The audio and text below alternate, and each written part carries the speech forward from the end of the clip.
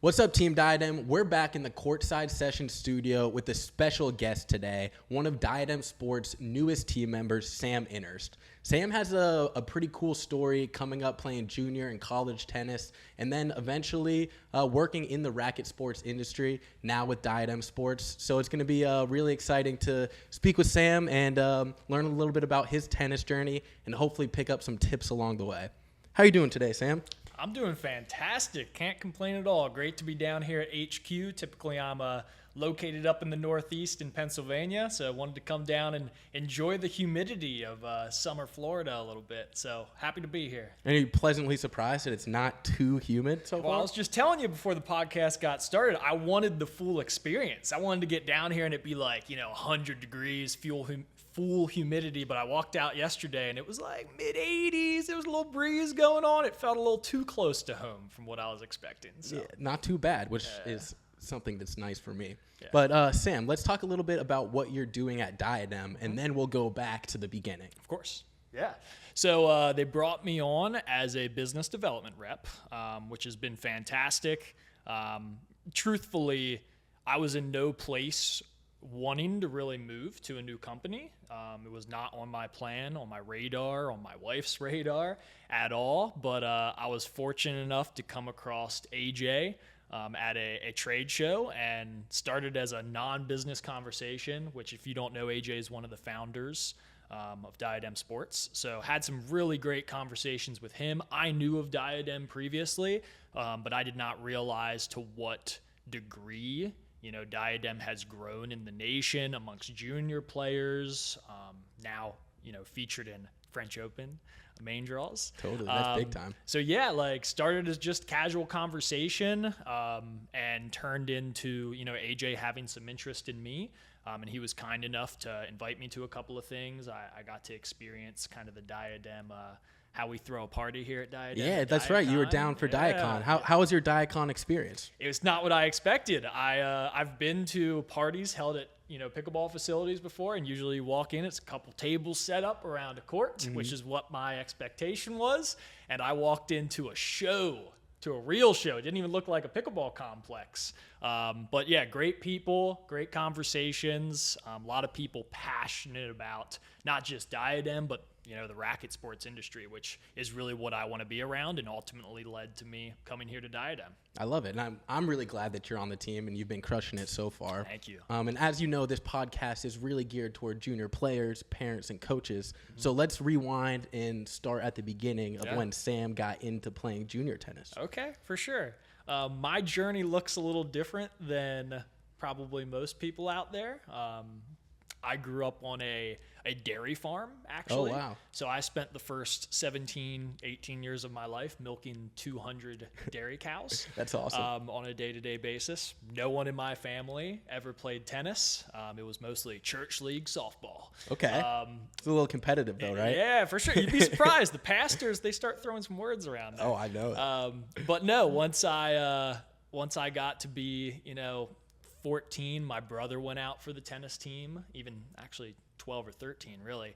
And that's when I got my first racket in my hands and absolutely fell in love from the start. It was the day of Federer. I was the typical Federer fan, tried to hit the one-hander. Oh, yeah. Spent a lot of time out on the barn door, so I painted a white stripe across the barn door. And, literally, you're talking literally a barn door. I'm talking literally a barn door. That's unreal. I love that. So for sure, yeah.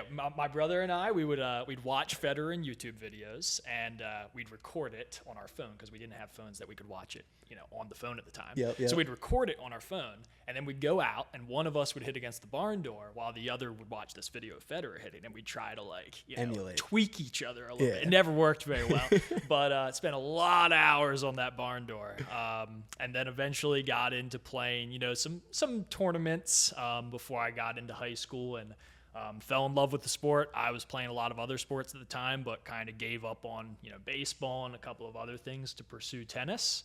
And then, had a good, high school little career, if you can call it that. And my brother played in college. He was a couple years older than me. He went to Messiah University.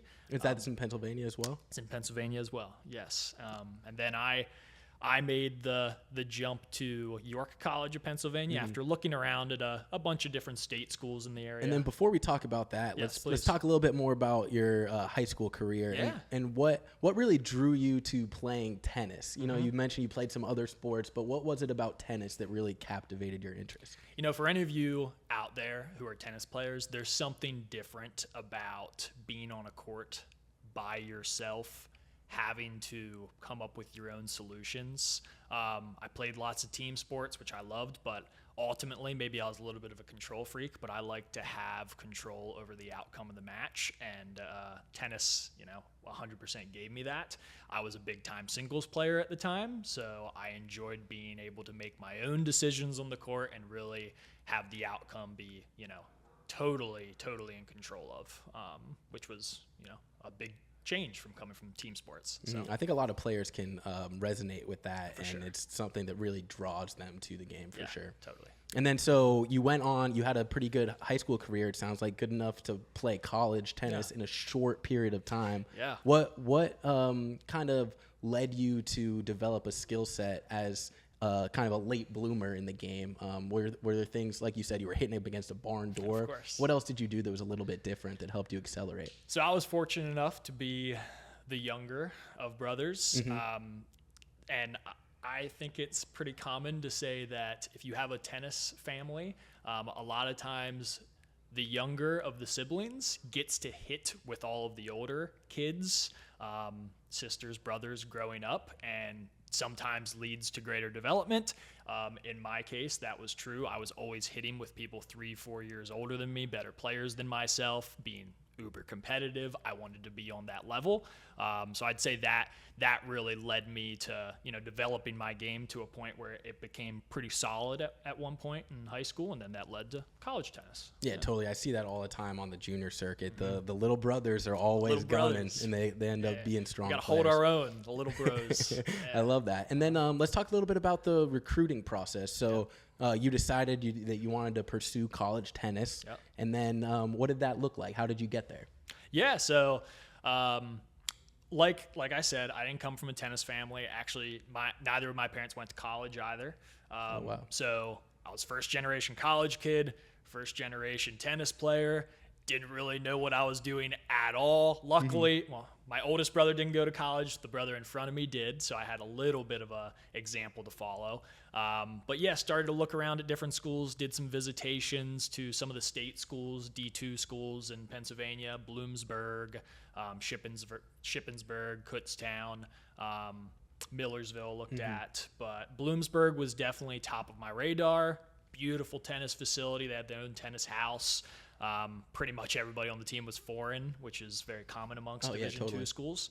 Really, so looked all at the that. NCAA, lot of international players. Yes, for sure. So looked around, and then from a financial standpoint, really decided I wanted to stay close to home. Actually decided I was going to commute my first year. So York College was only 30 minutes from my house. My parents still needed help on the farm, so it kind of made sense. Commuting did not last long because a college workload, playing a sport in college and milking cows or working on the farm in general, does not all mix very well together. So then chose York College. They had some plans for new tennis facilities at the time. At the time, the facilities were pretty run down, but there was a bright future ahead. So made that decision. Yeah, went with that. What was it like? Did you, when you were exploring the campus and the tennis team, did you start to build a relationship with any of the players or the coaches before you got on campus, or was it really just the proximity that drew you to York? So because of the proximity and a lot of the, I don't want to say higher end, but a lot of the better players from the region actually ended up going to York. I had a pretty good idea of a lot of the people on the team. Their coach actually reached out to me at one point and brought me in early to hit with the team. Not sure if that was legal or not. But either way, spent some time on campus, got to know them pretty well, and knew some of them from high school tennis before in tournaments and such. That's great. I think that's something really important for kids going through the recruiting process is to do everything they can to develop those relationships and make sure that from a culture perspective that you fit in with the team and the coach and everything. And, I was in college at the same time as my brother, and the differences between our two different team dynamics was massive. Different coaches, different, everything about it was a total different experience. And all of it comes down to your initial decision on what school you want to go to and kind of feeling out the vibe. So Totally. And then in college tennis, you get more of a team atmosphere. You mentioned that you liked singles, you liked being by yourself. How was it being more part of a team again at that level? Which I loved as well. In high school, a lot of times you've got your one or two players on the team who are kind of the leading influences. When you get to college, you're competing with a lot of people on a similar skill level to yourself, which is great. It creates more of like a colleague type dynamic. So I personally love that, love the team aspect of it. Eventually, I think in my sophomore year, I became captain, so I took a little bit more of a role in, developing that relationship amongst the team members, which was cool. Totally. How did you do that? Because I think that's something really unique that a lot of players will end up having the opportunity to do is be a leader on their team and have to cultivate kind of the culture of the team. How did you do that? Well, I was very much a lead by example kind of person, just because on court I keep level-headed.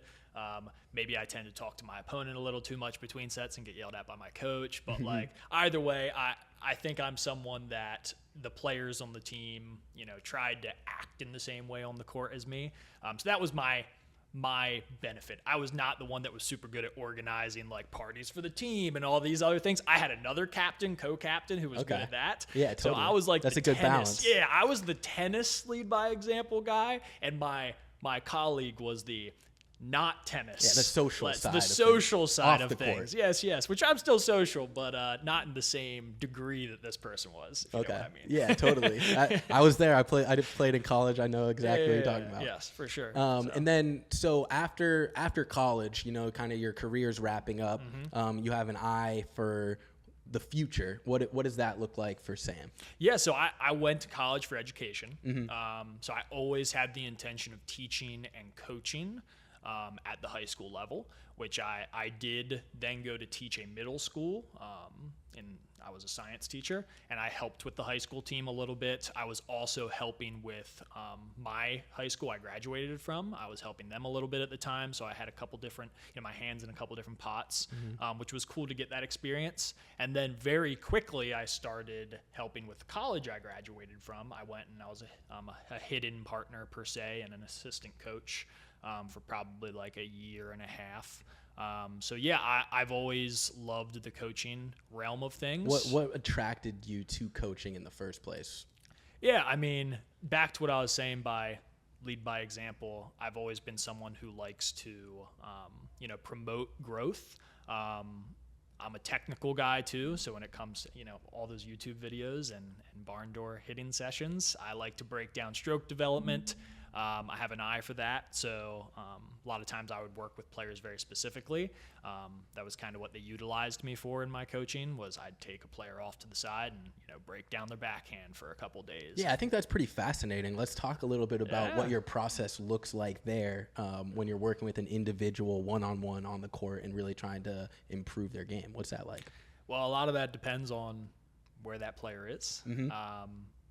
A lot of times at the Division III college level, it is breaking down what they currently have and have a lot of reps with, which is a difficult process. It's honestly easier at the high school level where, someone only has a couple thousand reps on one, on their backhand. You can pretty much develop it without having to break habits, which is relatively easy. In college, it's a mental thing, honestly. Yeah, totally. It's trying to break an idea that they've established and they know they can rely on it on the court. Tennis is such this weird sport where, you're going to do what you know you can do, even if it's not the right thing to do. Yep. But you know you can do it, so you're going to do it. That's something that keeps players from developing. So having to break that down, just go back to bare essentials and a lot of toss, a lot of softball feeds, kind of working up to playing in a point, so they can get the progression and get really accustomed to a new stroke or whatever it is. But I enjoyed that process. All right, Team Diadem, very quickly, I want to talk to you about our tennis string. You're also going to get the opportunity to get this string on sale if we haven't got this far in the episode yet, Sam here is going to talk a little bit about the string that he uses. That's Solstice Black. What do you like about Solstice Black, Sam? I've gone about a bunch of strings on our avenues here, but Solstice Black I came down to star-shaped string, massive spin potential, soft, good on my arm at my ripe age of 27, but huge spin potential, love it. I can get so much shape on the ball with my Elevate. It's the way to go. I also use Solstice Black, but we have Flash, which is a good soft, round, durable poly. Our Pro X, more of a high-performance, stiff string, hexagon-shaped. And our Solstice Power, which, just like Sam said, is star-shaped, another great string option. We even Crisp. have a Impulse, which is a multi-filament. Great if you use one of those. And then our SG Ultra, of course, is synthetic gut over here. Sam's holding that one up. And to get this string now, reels and sets, use code CSS string. That's CSS STRING. CSS string to get 15% off at diademsports.com. Make sure you pick up some of that Solstice Black so you can play like Sam.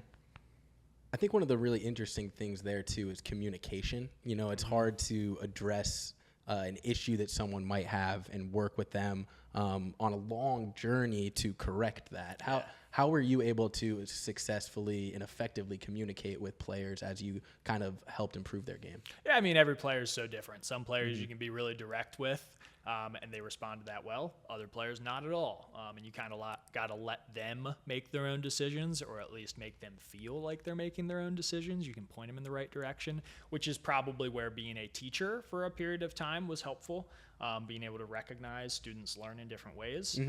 I was always a very visual student, so I wanted someone to show me how to do it, and then I could try to replicate it, hence back to the barn door. Yep. Whereas other people, they need it written out, or they need you to literally grab their hand and physically make them, do a certain motion, and that's how they resemble it. So just breaking down what kind of learner they were, and kind of going off that. I think that's so critical, especially for younger coaches that are just getting into the game. Is like that's really the most important thing. Is every student, every athlete, every person learns differently, Totally. processes information differently, Yep. and it's up to the coach if they want to maximize that to really break it down and deliver information the best way for the player. For sure. And don't get me wrong, at the high school level, it depends what you want to compete in. A lot of high schoolers, you teach them to get the ball in play and to grind out points, you're going to win a lot of high school tennis matches. But if you're a program that's trying to develop players for the future, you're trying to develop college level tennis players, then it's a different approach. You can't just teach them to get the ball back in the court. You need to break it down. You need to teach them the correct forms early when it's easy to learn it, and not let them develop strokes for 3-4 years that they're going to spend the next 3 or 4 years trying to break down. Totally. How about any advice for players as they're getting coached, and what they can do to take the coaching and really maximize that? Totally. Just be open, and obviously, a lot of you have a single coach. It's good to get different perspectives. Do your own research. Watch tennis. Please watch tennis. There's no one better to resemble than the professional players out there. But also keep in mind that tennis is a very unique to the individual sport, and everybody's going to do it a little different. You cannot be the exact same as someone else. So if a coach is telling you there's one way to do it and only one way to do it, maybe that's not the right coach for you, because they need to understand everyone has a different, physical capability. Certain stroke dynamics are going to be a little bit different for each person. There's obviously a general stroke that you can go by, but everyone's going to have slight differences. It'd be boring to watch tennis as everyone looked the exact same. Yeah, totally. It's one of my favorite things about the game is that at the highest level, and even as it trickles down into junior tennis, is everybody plays differently. Totally. Even the best kids are all a little bit different, have their own style, Yep. and it's cool to see them come into that over the course of their careers. Of course. Yes, I love it. And then, so you ended up eventually working in racket sports after your coaching and teaching career. And I think that's something that a lot of young players, even current coaches, are interested in. I'd love to hear more about how that came about for you. Yeah, I mean, The easiest way of saying it is I love tennis. I love racket sports. I wanted to be involved in it. So even after teaching, I have a couple of little career progressions here. Okay, yeah, let's hear about it. After teaching, I went and I worked as a director of admissions at the college I graduated from. So I actually worked at that school. And part of that was I wanted to work, a little bit more closely with the tennis program, potentially even help with recruitment for the tennis program, which I did in some degree. It didn't, play out exactly that way, but I did that for a period of time, all while looking for ways to get more integrated into the tennis world from a career perspective. And that's when I was given the opportunity by Gamma, my first real step into the tennis world from a career standpoint, to come in as a sales rep, kind of like a sales manager for them, all while teaching tennis. And pickleball also came into my life at this point in time too. Definitely. I won't go down the pickleball road. No, we'll hold that for another show. Yes, we'll hold that for another show. But yes, worked with Gamma. That was a big step into the business side of tennis. What was that like, making that transition from kind of playing, coaching, school, that side of tennis to working in the business end of it? Yeah, for sure. I mean, it's what you make it. I still, from this point, I'm not like your standard salesperson. I love tennis. Yeah, totally. That comes through in just every conversation I've ever had with you. Yeah. And I think I think that's one of the reasons why you're so successful as well. Yeah, and I just try to make that very known in my conversations. Like, I'm pumped to talk to a facility, and it's not even because I'm pumped to sell them a bunch of stuff. Like, I'm pumped to talk to them about their programming. I'm pumped to talk to them about what they've got going on, and being able to offer solutions to that, which is really what Gamma and Diadem has given me, is being able to offer them something that's going to help them with their programming, help them develop their players, their junior players. Like, that's exciting to me. And I think an important piece in that is curiosity. It seems like you are somebody that's curious to learn about how a facility or a coach or whatever is operating their programming and that sort of thing. Totally. And it's cool. The more I do this, the more facilities and programs I get to learn about, and then I can kind of pass that information along. So I tell every facility I talk to, I say, hey, I'm not by any means an expert in the matter, but I do talk to a lot of you, and I hear about what's being successful and what's not successful. And if you're open to it, I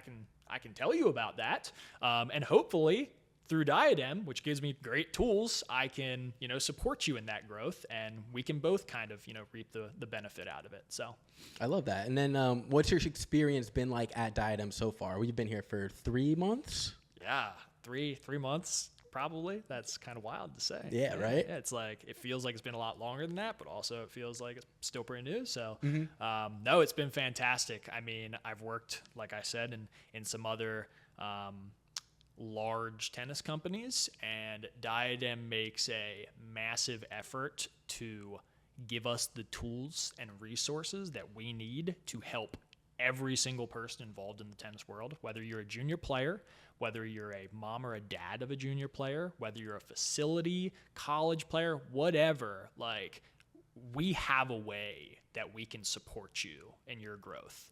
And Diadem makes it very, very easy to do that. There's not a bunch of rings to jump through. No, and I think that's one of the things that I love most about working here is that, especially with our Dynasty team sponsorship program, is we have opportunities for players of every skill level, whether you're just picking up a racket or you're a future Grand Slam champ, we have something for you. Yeah. And so I think that's a great part about Diadem. Yeah. And then what about the future of Sam? What does Sam want to be when he grows up? That's one of my favorite questions. Sam. Oh man, that's a crazy question. I mean, I'm pretty happy where I'm at right now. Truthfully, I'm excited to start a family with my wife. Yeah, that's awesome. Yeah, so and she's also a tennis player. So hopefully we can grow in that regards. But from a career standpoint, I mean, Diadem's been fantastic. In the less than 10 years that Diadem's been around, the growth has been insane. So I'm really excited to be a part of a company that's growing so quickly, part of the reason I came here. So I'm imagining 10 years from now, like Diadem, I mean, we're going to, even more so than we are now, be in some crazy places, and to be a part of that is very exciting to me. So yeah, totally. Not just in the United States, but I think globally is another thing that really excites me. Is it will be where we already are a worldwide company, but I think what we'll be able to do in 10 years will be really special. Yes, for sure. I mean, I was literally having a Facebook message conversation with this dude the other day who was pumped about our strings. He's like, man, I've seen them. Like, a couple of my friends use them. I need to get them. Do you guys have distributors here? And I was like, distributors here? I was like, where are you? He's like, Australia. I was like, oh my God. I'm talking to this guy from Australia right now about our tennis strings. We don't currently have access distributor-wise there. I mean, we could ship them some stuff, but it's just funny. Like, that conversation tells you like how much our name and brand has grown. So yeah, totally. And before we wrap it up, what's your Diadem setup? What racket string combo are you playing with? That's good. I just recently have gotten on the court a lot more, and I've honed in. I tried to go Elevate Tour. I just can't handle it anymore. I mean, I love the feel for like 3 games, and then my arm's pretty tired. So standard Elevate, full bed of Solstice Black at 52 pounds is my bread and butter at the moment.